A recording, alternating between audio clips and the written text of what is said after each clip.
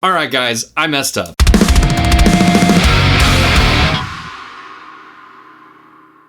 Recently I posted a GE200 review, I'll link that up here. I missed a big important function in the pedal, and that's that you can actually use the control button to not only tap the tempo, but you can assign effects chains to it and turn them on and off with a control button. So this completely changes my opinion of the pedal and its viability to be able to use it live. I had said previously that I didn't think it was a great pedal to use live if you were using a bunch of effects and stuff like that. I still think that it's really limited in that regard, but I think that it's much more viable of an option now that I know that you can assign the control button to do that. I can't believe I missed this. I'm actually pretty embarrassed about it. Maybe I should have read the instructions or something. I don't know. I'm just trying to provide you with information, and yeah, I don't need to sell you on this shit.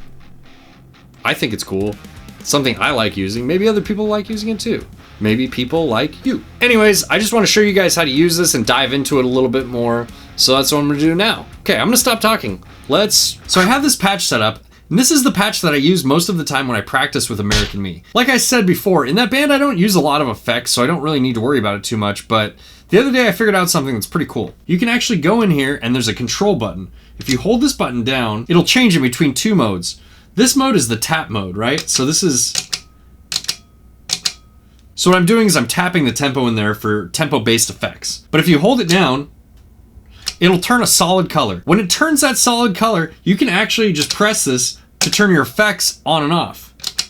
So this actually makes it more versatile than I thought before, because what I thought previously was that you actually had to set your banks and that you just had one sound per bank and then you'd switch between those. And that was how you got your effects channel or your lead or whatever, blah, blah, blah. But this actually makes it so you can have your normal rhythm tone, and then you can set this to use effects or boost or whatever you want. I still have the issue with the expression pedal. The expression pedal, that's how you turn it on and off, and there's no click. And when you're doing this with your foot, for me at least, it's pretty difficult. I find myself messing with this a lot more than I'd like, so I actually just don't use the expression pedal that much. But this is pretty cool. So I'm gonna open the chain here. If you press this chain button, you can actually move the different effects around. You can move it in front of the amp or after the amp. Yeah, let me show you what I have going on. So I have, this is the compressor, there's a noise gate, there's a distortion pedal, and then it's the amp, and then after that it's an EQ, mod, delay, and reverb. The only ones that I'm using are the delay and the reverb, and I have those assigned to this control button. So when I press the control button, it turns those pedals on and off. There's a little bit of a delay with it, but it's not that bad. So here's what the patch sounds like without the delay and the reverb engaged.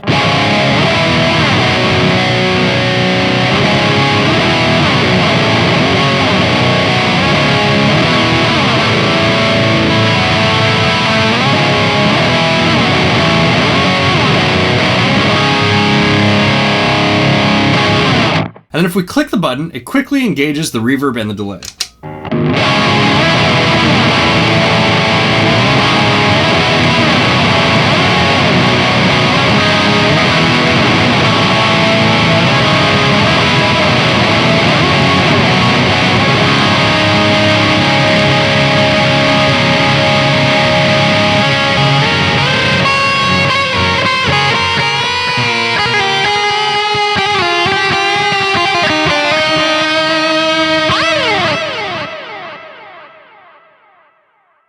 Nice little trails there. Okay, so let me show you which delay and reverb I'm using. So I'm using the tape delay. Hopefully you can see the settings in that camera because I don't want to talk about all of them. I'm using the tape delay, there's the settings, and I'm using the church reverb, and there's the settings for that. Just quickly turn those things on and off.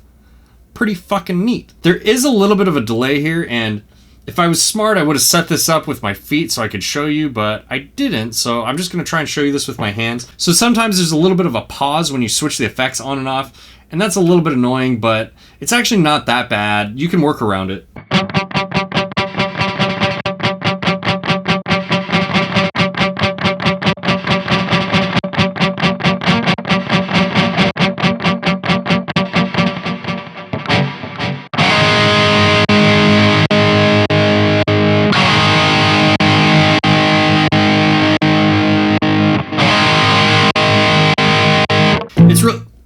It's really, damn it. If you notice, there's a little bit of a delay when you turn the effects on and off, but it's really not that bad. You can get around it. Yeah, so, god damn. Okay. So yeah, that's one of the things I really wanted to cover because I made a mistake in my last review and I didn't cover that function. I actually didn't know it existed at the time because I don't read manuals. Sorry.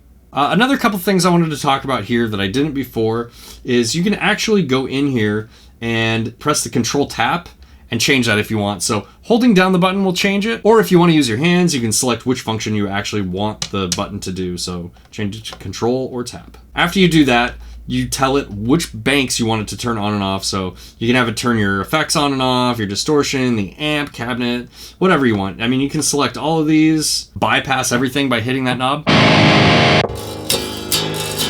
You can customize it to your heart's content and do whatever makes you happy. That's why we're musicians, right? Because we're doing this because it makes us happy. I'll show you in the chain how you can actually move stuff around. So you just scroll here and you click this, and let's say I wanted to put the distortion after the amp for some reason.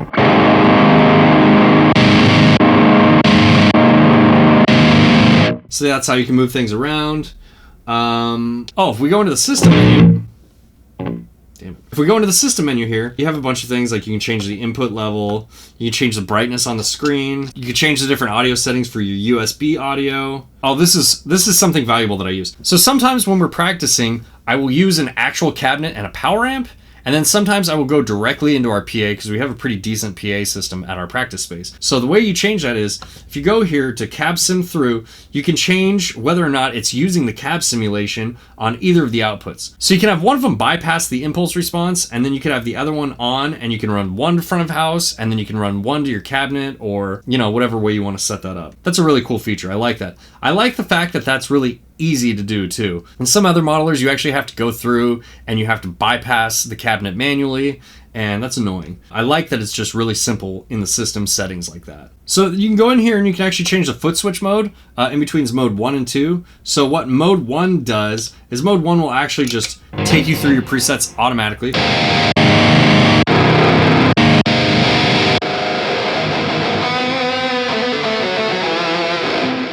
That's mode 1. And then if you go in here and change it to mode 2, what that does is that actually makes it so that you have to confirm which bank you're switching to. So this is kind of useful if you want to switch from bank 1 to bank 10 and you don't want to switch through all the different channels on the way to get there. I'll show you what this does. So and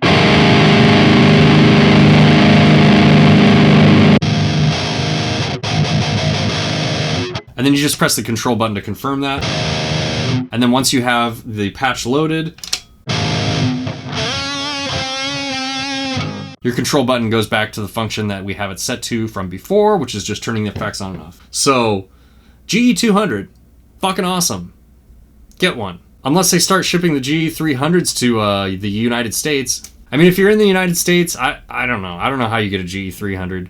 I've looked around for them, and it doesn't seem like they're shipping them here. I have no idea why, but you can still get the GE200, and it's fucking sweet. Alright guys, I hope you found this video valuable. I really wish I had included that in the original review, and it just somehow I overlooked this, so I hope this helps you out a lot. And if you're on the fence about buying a GE200, especially because of the effects and the limitations and switching different effects on and off, hopefully that clears a lot of that up for you. Yeah. Alright, thanks so much for watching. If you enjoyed this video, hit the like button and consider subscribing. It really helps my channel out. I really appreciate all you guys tuning in. And I have a lot of other stuff in the works that's coming up, so yeah. And I'm out!